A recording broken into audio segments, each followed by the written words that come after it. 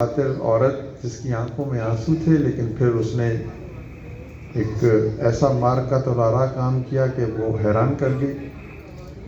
تو آج وہ 10,000 روپے بڑھتے بڑھتے ہم 162 ارب روپوں کے قرضے دے چکے ہیں۔ آپ یقین کریں گے کہ 50 لاکھ خاندانوں کو قرضے جا چکے ہیں، جو تقریباً 3 کروڑ لوگ بنتے ہیں۔ سمجھیں، فسانہ سمجھیں، یقین نہیں آتا تو ہم آپ کو اپنے دفتر لے جائیں گے، آپ ان لوگوں سے خود سے پوچھیں۔ اچھا، ہم یہ دعویٰ تو نہیں کرتے کہ ان کی غربت ختم ہو گئی۔ وہ اشفاق احمد صاحب کی ایک بڑی خوبصورت کہاوت ہے کہ غربت مال و دولت سے محرومی کو لے رہ جانے کو کہتے ہیں۔ بھری دنیا میں کوئی آپ کا دوست نہیں ہے تو آپ غریب ہیں، کوئی ایسا کندھا نہیں ہے جس پہ سر رکھ کے آپ 2 آنسو بہا سکیں تو آپ غریب ہیں۔ تو ہم کہتے ہیں کہ اخوت وہ کندھا بنی جس پہ سر رکھ کر ان 50 لاکھ خاندانوں نے محبت کے، تحسین کے، شکر کے چند آنسو بہائے۔ دوسری چیز یہ، آپ ٹی وی کھولیں، اخبار پڑھیں، باہر جائیں، اہل دانش، فہم و فراست کے مالک لوگوں سے بات کریں تو لگتا ہے کل کا سورج طلوع نہیں ہوگا۔ یہ تو بڑی بددیانت قوم ہے، جھوٹے ہیں ہم نے اس بات کو بھی غلط ثابت کیا۔ جو 162 ارب روپے کے قرضے 50 لاکھ لوگوں کو ملے، یہ 99.9% کی شرح سے واپس بھی مل گئے۔ اب یہ بتائیے کون لوگ ہیں یہ؟ یعنی حکومت نے صرف وہ کندھا نہیں دیا بلکہ اس معاشرے کو اعتماد واپس کیا، امید کے چراغ روشن کیے۔ اور کون نہیں جانتا، اگر آپ نے تاریخ پڑھی ہے تو تہذیبیں جو ہیں وہ غربت سے انتشار کا شکار یا زوال کا شکار نہیں ہوتی، تہذیبیں امید کے نہ ہونے سے زوال کا شکار ہوتی۔ بدقسمتی سے ہمیں نا امیدی، وہ کیا کہتے ہیں کہ بڑھ گئی ہے نا امیدی اس قدر، آرزو کی آرزو ہونے لگی۔ تو ہمیں من حیث القوم یہ نہ جانے یہ 5th جنریشن وار ہے یہ کیا ہے کہ بد اعتمادی، بے یقینی، بدگمانی، نا امیدی، یہ پیغام دیا جاتا ہے۔ تو اخوت کا کام صرف اتنا نہیں ہے کہ ہم قرضے دیں، اور قرضوں کے پس منظر میں جو فلسفہ ہے وہ مواخات مدینہ ہے۔ جب ایک انصار نے ایک مہاجر کو اپنا ساتھی بنایا تو نبی پاک صلی اللہ علیہ وآلہ وسلم نے کہا کہ دس از the way to alleviate poverty۔ تو ہم بھی آج کہتے ہیں کہ 50% پاکستانی اہل ثروت ہیں اور 50% غریب ہیں۔ اگر اسی مواخات کی درخشاں ادھر سے ایک اٹھ، تمہارے غم میرے ہیں، میری خوشیاں تمہاری ہیں، تو بھی ایک خوبصورت سماج تعمیر ہو سکتا ہے۔ تو یہ فلسفہ ہے، قرض حسن حکمت عملی ہے۔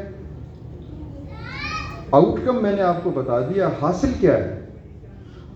امید، یقین، ایک خوبصورت معاشرے کی تشکیل، جو آپ کا بھی تو خواب ہے۔ آپ بھی یہی خواب لے کے زندہ ہیں کہ آپ اپنے بچوں کے لیے ایک ایسا سماج چھوڑ کے جائیں جس میں ہر شخص کو عزت اور آبرو سے زندہ رہنے کا موقع ملے۔ تو یہی ہمارا خواب ہے۔ اور خوابوں کے بارے میں کہتے ہیں کہ خواب وہ نہیں ہوتے جو سوتے ہوئے دیکھے جائیں، خواب تو وہ ہوتے ہیں جو پھر سونے نہیں دیتے۔ تو ہم نے یہ ایسا خواب دیکھا جس نے ہمیں 20 برس سونے نہیں دیا۔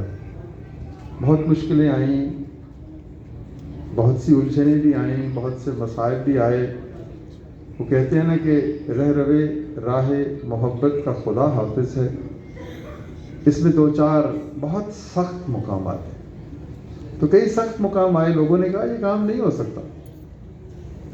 آج پورے پاکستان کے 400 شہروں میں، گلگت بلتستان کے سرفلک پہاڑوں سے لے کے بحیرہ عرب کے ساحل تک، ہر 1 منٹ کے بعد کوئی شخص کسی غریب کے گھر کے دروازے پہ دستک دے کے کہتا ہے کیا غم ہے جو رات ہے اندھیری، میں راہ میں روشنی کروں گا۔ تم غربت کے ہاتھوں پریشان ہو، یہ لو 50 کاروبار کرو اور سود کے بغیر اپنے بچوں کا پیٹ پالو، ان کو اسکول میں لے کے جاؤ، ان کو علم کی روشنی سے آشنا کرو۔ اب کہانی کا پہلا حصہ ختم ہوتا ہے۔ 2-4 منٹ طارق کا کہنا ہے کہ دوسرے حصے پہ بھی روشنی ڈالنی ہے، تو میری جیب میں جو فون ہے وہ بار بار بج رہا ہے، لیکن وہ کہانی بھی میں آپ کو سناؤں گا۔ کیا ہے، چھوٹے قرضوں سے امیڈیٹلی غربت ختم ہو جائے گی، لیکن کسی بھی ملک کی الٹیمیٹ ڈیسٹنی۔ اچھا، اب درد مند دل رکھنے والے لوگ، جس ماں کے پاس زیور ہے وہ زیور بیچ کے اپنے بچے کو پڑھا لے گی، جس ماں کے پاس زیور نہیں ہے اس کا بچہ کب پڑھے گا؟ بہترین صلاحیت ہونے کے باوجود وہ 10 لاکھ روپے کی فیس دے کے سالانہ لمز میں یا کسی میڈیکل کالج میں کیسے پڑھے گی؟ تو ہم نے کہا کہ پہلے ہم نے ایک الٹ کام کیا تھا، ہم نے خدا کا نام لیا کہ بھائی سود نہیں لینا، مسجد میں بیٹھنا ہے، خدمت کرنی ہے، اور وہ جو اکبر الہ آبادی نے کہا کہ رقیبوں نے رپٹ لکھوائی ہے جا جا کے تھانے میں کہ اکبر نام لیتا ہے خدا کا اس زمانے میں، تو اس وقت بھی ہم نے ایک الٹ کام کیا تھا، اب بھی ہم ایک الٹ کام کریں گے۔ آج سکہ رائج الوقت یہ ہے کہ ایک بڑا یونیورسٹی یا کالج کہتا ہے 10 لاکھ روپے جمع کرواؤ، ایک پروانہ کاغذ کا لو، چوکیدار کو دکھاؤ اور کمرہ جماعت میں داخل ہو جاؤ۔ تو ہم نے کہا کہ چلیں اس کو بھی الٹ کرتے ہیں، ہم یہ کہتے ہیں کہ پہلے کمرہ جماعت میں چلے جاؤ، پڑھو، اور جب کسی مقام پہ پہنچ جاؤ 5 سال 10 سال 20 سال بعد، پھر یاد کرنا کہ کسی نے مواخات کی شمع کے نیچے تم سے دوستی کی تھی، اور پھر یاد رہے تو اپنی فیس ادا کر دینا، تقاضا نہیں ہے۔ تو یہ بھی لانگ ٹرم قرض حسن ہے۔ اچھا، اب یہ 50 ایکڑ پر یونیورسٹی بن رہی ہے، اس میں 3.5 لاکھ اسکوائر فٹ ایریا بن چکا ہے، تقریباً 2.5-3 ارب روپے لگ چکے ہیں، ایک بھی پیسہ حکومت سے ہم نے نہیں لیا۔ کیسے لیا، اس کی بھی ایک چھوٹا سا واقعہ ہے۔ ہم نے کہا کہ ہم ایک تحریک چلائیں گے، by a brick build a university, یعنی 1000 روپے ہم نے ایک اینٹ کی قیمت رکھی اور لوگوں کو کہا کہ ایک اینٹ خرید لو اور ایک ایسی درسگاہ بنا لو جس میں غریب کا بچہ بھی پڑھے۔ اب آپ جانتے ہوں گے علی گڑھ کو، سر سید احمد خان کا نام بھی آپ نے سنا ہوگا۔ جب سر سید علی گڑھ کی تعمیر کے لیے کالج کی نکلے تو لوگوں نے پیسے نہ دیے ان کو،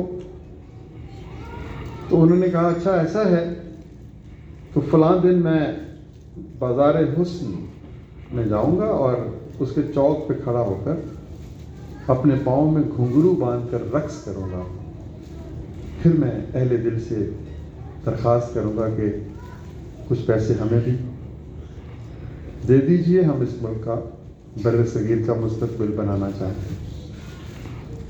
تو ہم میں اتنا جذبہ ایمانی تو نہیں تھا کہ پیروں میں گھنگرو باندھ کر ایسے کام کرتے، تو ہم نے یہ چھوٹا سا راستہ اختیار کیا کہ by a brick build a university. تو کیا آپ یقین کریں گے کہ 6-7 مہینوں میں 5 لاکھ اینٹیں ہماری بک گئی، کسی نے 1 لی، کسی نے 10 لی، کسی نے 100 لی، اور 50 کروڑ روپے سے عمارت کا پہلا حصہ بن گیا۔ اب سب سے کیا